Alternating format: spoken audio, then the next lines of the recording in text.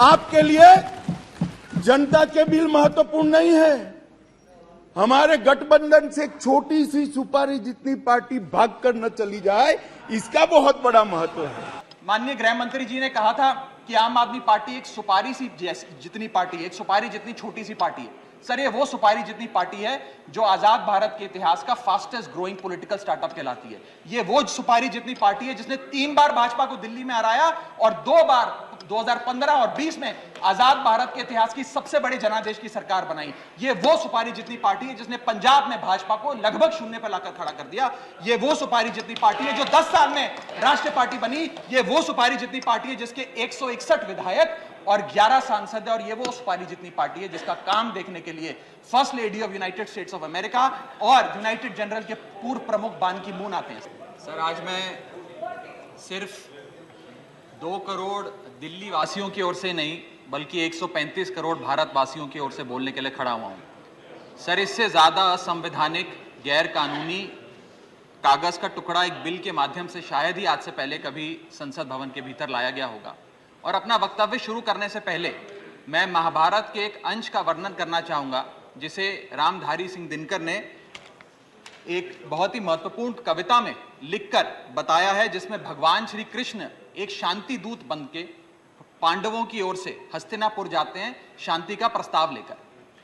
कवि लिखते हैं, मैत्री की राह बताने को, सबको सुमार्ग पर लाने को, दुर्योधन को समझाने को, भीषण विध्वंस बचाने को, भगवान हस्तिनापुर आए, पांडव का संदेशा लाए।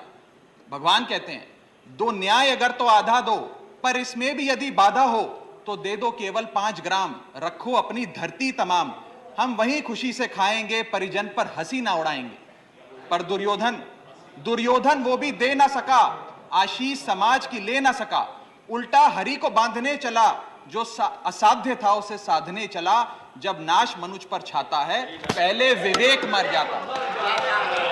सर, इसमें दिल्ली बिल का सार है। सर, हम न्याय की गुहार लगाने आपके सामने आए हैं, अपने हक मांगने आए हैं, अपने हक से ज्यादा मांगने नहीं आए।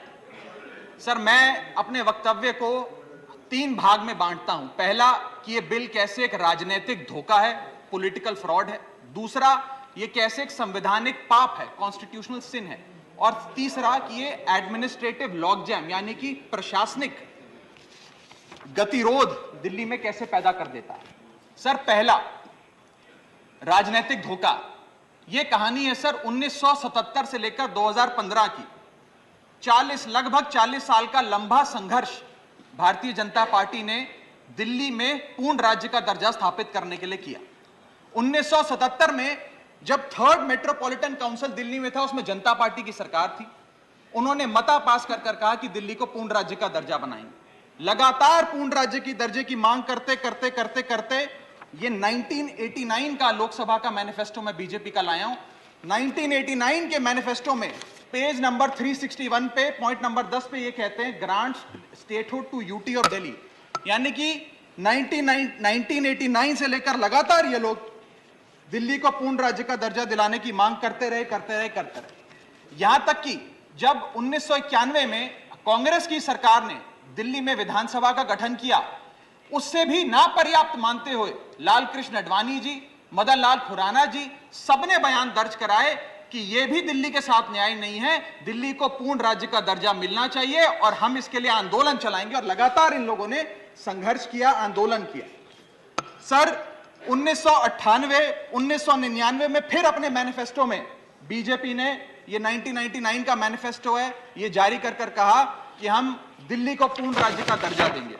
Page number 132 point number 31, we will give full statehood to Delhi. Sir, इन लोगों ने बड़ा आंदोलन चलाया, संघर्ष किया, सड़कों पे लाठियां खाई, न जाने क्या क्या किया दिल्ली को पूर्ण राज्य का दर्जा दिलाने के लिए। और अंततः वो दिन आया जिस दिन वाजपेयी सरकार के उप प्रधानमंत्री आदरणीय लाल कृष्ण आडवाणी जी इस सदन के भीतर एक बिल लाए, द कॉन्स्टिट्यूशनल अमेंडमेंट बिल 2003, जो दिल्ली को पूर्ण राज्य का दर्जा देता है। यह बिल आडवाणी जी इस सदन के भीतर लाए और कहा कि दिल्ली को अधिकार देने की जरूरत है, दिल्ली को पूर्ण राज्य का दर्जा भाजपा दिलाएगी। यहां भी बात खत्म नहीं होती सर। इसके बाद 2013 के अपने मैनिफेस्टो में बीजेपी ने कहा हम पूर्ण राज्य का दर्जा देंगे।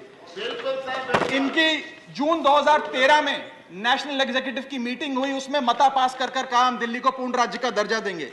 यहां तक कि इनके सांसद डॉक्टर हर्षवर्धन ने बयान दिया कि जब आदरणीय नरेंद्र मोदी जी देश के प्रधानमंत्री बनेंगे हम दिल्ली को पूर्ण राज्य का दर्जा देंगे। ये इन सब ने सर लगातार बातें कही और दिल्ली को पूर्ण राज्य का दर्जा दिलाने की मांग लगातार भारतीय जनता पार्टी दिल्ली वालों के सामने रखती रही। सर ये बिल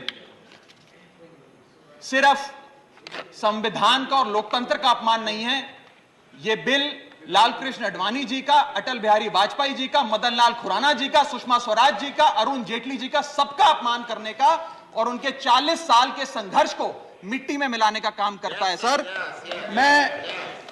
मैं माननीय गृह मंत्री जी का बयान लोकसभा में सुन रहा था। उन्होंने कहा कि पंडित नेहरू ने यह बात रखी थी कि दिल्ली को पूर्ण राज्य का दर्जा नहीं मिलना चाहिए। मैं माननीय गृह मंत्री जी से कहना चाहता हूं, नेहरूवादी मत बनिए, अडवाणीवादी बनिए, वाजपेयीवादी बनिए और दिल्ली को पूर्ण राज्य का दर्जा देने का आज आपके पास ऐतिहासिक मौका है। दिल्ली को पूर्ण राज्य का दर्जा दीजिए। सर इस बिल को लाने का असल कारण क्या है? यह बिल क्यों लाया गया है? पिछले 25 साल में दिल्ली में 6 बार विधानसभा के चुनाव हुए। 6 के 6 चुनाव भारतीय जनता पार्टी बुरी तरीके से हारी। यहां तक कि 2015 और 20 में आजाद भारत के इतिहास की सबसे बड़े जनादेश की सरकार अरविंद केजरीवाल ने दिल्ली में बनाई। क्योंकि ये पिछले 25 साल चुनाव नहीं जीत पाए और अरविंद केजरीवाल और आम आदमी पार्टी के आने के बाद ये जानते हैं कि अगले 25 साल भी ये लोग चुनाव नहीं जीत पाएंगे, तो सरकार को नष्ट करने का काम कर रहे हैं। ना रहेगी सरकार और ना रहेगा चुनावों का महत्व, ना रहेगा बांस, ना बजेगी बांसुरी। लेकिन मैं आज इस मंच से भाजपा से अनुरोध करूंगा कि कम से कम लाल कृष्ण आडवाणी जी को न्याय दीजिए, कम से कम उनकी इच्छा पूरी करिए, दिल्ली को पूर्ण राज्य का दर्जा दीजिए। सर मेरा दूसरा भाग कि कैसे यह बिल एक संवैधानिक पाप है।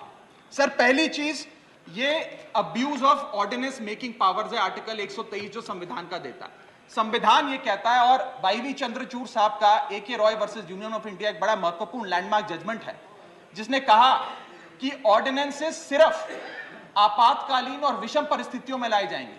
ऐसी कौन सी आपातकालीन और विषम परिस्थितियां आ गई कि आपको सुप्रीम कोर्ट के फैसले को 8 दिन के भीतर बदलना पड़ गया? दूसरा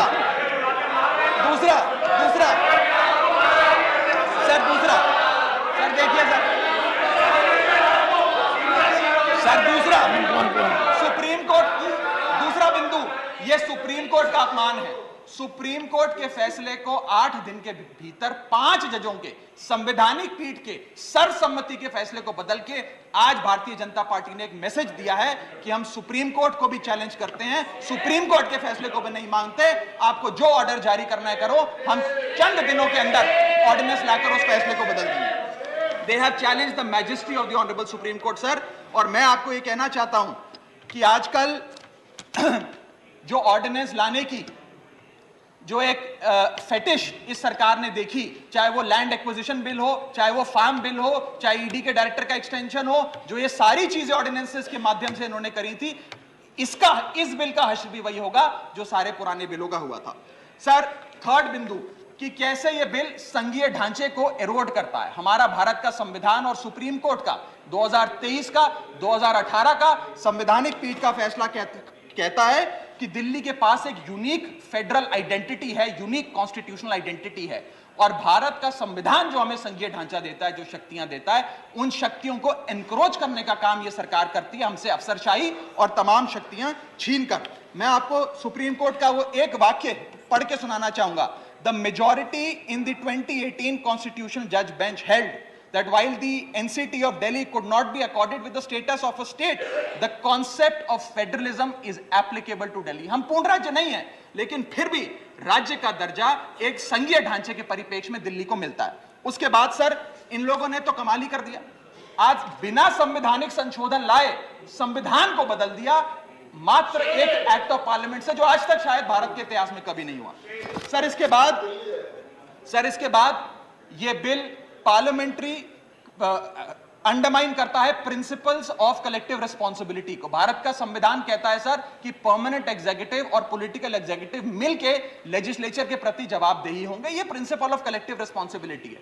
इसमें से परमानेंट एग्जीक्यूटिव यानी कि अफसरशाही को छीनकर ये पूरी तरीके से कलेक्टिव रिस्पॉन्सिबिलिटी का प्रिंसिपल जिस पे सरकारें चलती हैं इस देश में, उसे ध्वस्त करता है। और आखिरी बिंदु संवैधानिक अपराध का, ये ट्रिपल चेन ऑफ अथॉरिटी को तार तार करता है sir. Triple chain of accountability ये होती है कि अफसरशाही की जवाबदेही मंत्री को, मंत्री की जवाबदेही लेजिस्लेचर को, और लेजिस्लेचर की जवाबदेही जनता को।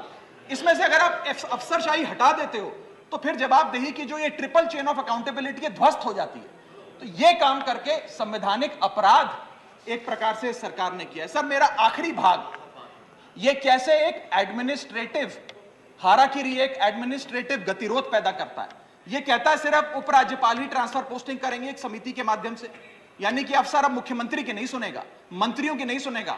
अगर अब दिल्ली में किसी के घर में बिजली नहीं आ रही, पानी नहीं आ रहा, किसी के बच्चे का स्कूल में दाखिला नहीं हो रहा, तो वो उपराज्यपाल के पास जाएगा, अपने मंत्री मुख्यमंत्री के पास नहीं जाएगा। क्या लोग जानते हैं उपराज्यपाल कहां रहता है? उपराज्यपाल कौन सी विधानसभा से चुनाव लड़ा, उपराज्यपाल ने कौन सा चुनाव जीता? लेकिन सारी शक्तियां एक चुनी हुई सरकार से निकालकर उपराज्यपाल को देता है। यह आगे कहता है सर ये बिल कि हम एलजी को सोल डिस्क्रिशन देते हैं, स्वयं के विवेक से फैसले लेने की तमाम शक्तियां। आज तक उपराज्यपाल और गवर्नर काउंसिल ऑफ मिनिस्टर्स की एड एंड एडवाइस से बाध्य थे, लेकिन यह बिल उपराज्यपाल को सुपरसीडिंग पावर देता है। आगे सर यह बिल जितने भी ब्यूरोक्रेट्स हैं उन्हें एक जुडिशियल अथॉरिटी बना देता है। यह कहता है अफसरशाही तय करेगी कि मंत्री का फैसला सही है कि मंत्री का फैसला गलत है, और अगर अफसर को मंत्री का कोई फैसला पसंद नहीं आया तो अफसर मंत्री का फैसला लागू करने से मना कर सकते हैं। और सर यह बिल अथॉरिटी, कमीशंस और कॉरपोरेशंस बनाने की, तमाम गठन करने की, नियुक्ति करने की शक्तियां सारी की सारी केंद्र सरकार को दे देता है, यानी कि सरकार की चाबी एक प्रकार से केंद्र सरकार को हाथ में पकड़ा देता है। सर माननीय गृह मंत्री जी ने कहा था कि आम आदमी पार्टी एक सुपारी सी जितनी पार्टी है, एक सुपारी जितनी छोटी सी पार्टी है। सर ये वो सुपारी जितनी पार्टी है जो आजाद भारत के इतिहास का फास्टेस्ट ग्रोइंग पॉलिटिकल स्टार्टअप कहलाती है। ये वो सुपारी जितनी पार्टी है जिसने 3 बार भाजपा को दिल्ली में हराया और 2 बार 2015 और 20 में आजाद भारत के इतिहास की सबसे बड़ी जनादेश की सरकार बनाई। ये वो सुपारी जितनी पार्टी है जिसने पंजाब में भाजपा को लगभग शून्य पर लाकर खड़ा कर दिया। ये वो सुपारी जितनी पार्टी है जो 10 साल में राष्ट्रीय पार्टी बनी। ये वो सुपारी जितनी पार्टी है जिसके 161 विधायक और 11 सांसद है। और ये वो सुपारी जितनी पार्टी है जिसका काम देखने के लिए first lady of United states of America और यूनाइटेड जनरल के पूर्व प्रमुख बान की मून आते हैं। सर मैं आज अपने साथी जो आंध्र प्रदेश और उड़ीसा की सरकार चलाते हैं उन्हें कहना चाहूंगा, आपकी जरूर कुछ मजबूरियां रही होंगी जिसके चलते आपने ये फैसला लिया इस सरकार के इस बिल का समर्थन करने में। कुछ तो मजबूरियां रही होंगी, यूं ही कोई बेवफा नहीं होता। लेकिन मैं आपको कहना चाहता हूं कि आग जब लगेगी तो बहुत दूर तक जाएगी। राहत इंदौरी साहब का एक बड़ा महत्वपूर्ण शेर है, अगर खिलाफ है होने दो, जान थोड़ी है, ये सब धुआं है, आसमान थोड़ी है, लगेगी आग तो आएंगे कई घर जद में, यहां सिर्फ हमारा मकान थोड़ी है। लेकिन जब आपके घर में आग लगेगी आम आदमी पार्टी आपके साथ खड़ी होगी, मैं आपको विश्वास दिलाता हूं। और सर मैंने अपनी बात शुरू करी थी महाभारत के एक अंश से, मैं समाप्त भी महाभारत के एक अंश से करूंगा। सर बीच कुरुक्षेत्र के मैदान में जब युद्ध प्रारंभ होने वाला था तो युधिष्ठिर ने शंखनाद करने से पहले एक घोषणा करी और कहा कि यह धर्म की लड़ाई है। मेरी सेना में खड़े मेरे पीछे जितने योद्धा हैं, अगर उन्हें लगता है कि धर्म मेरे साथ नहीं कौरवों के साथ है तो मेरी सेना छोड़कर सामने वाली मेरी दुश्मन की सेना में जाकर खड़े हो जाएं, उनकी ओर से युद्ध करें। और अगर कौरव सेना में कोई योद्धा है जिसे लगता है कि धर्म युधिष्ठिर के साथ है, पांडवों के साथ है, तो आप कौरवों की सेना छोड़कर मेरी सेना में आइए, मैं बाहें फैलाकर आपका स्वागत करूंगा। उस समय कौरवों का एक भाई युयुत्सु कौरव सेना छोड़कर पांडवों की ओर आया और पांडवों की ओर से युद्ध लड़ा। मैं उसी बात का जिक्र करते हुए आज इस सदन में बैठे तमाम सांसदों को कहना चाहता हूं, राज्यसभा काउंसिल ऑफ स्टेट्स है, हम लोग काउंसिल ऑफ स्टेट्स है, जहां ज्यादा जिम्मेदारी बनती है राज्यों के हकों की, अधिकारों की रक्षा करने की। मैं मांग करता हूं आज आप लोग पार्टी लाइन से ऊपर उठकर, विचारधारा से ऊपर उठकर संविधान को बचाने के लिए, लोकतंत्र को बचाने के लिए इस बिल को हराइए। आज ये इतना असंवैधानिक और गैर कानूनी बिल अगर ये सफल हो गया तो हो सकता है आज के बाद आने वाले समय में ये लोग देश में चुनाव ही ना कराएं, चुनावी प्रक्रिया को खत्म करने से। बहुत बहुत शुक्रिया।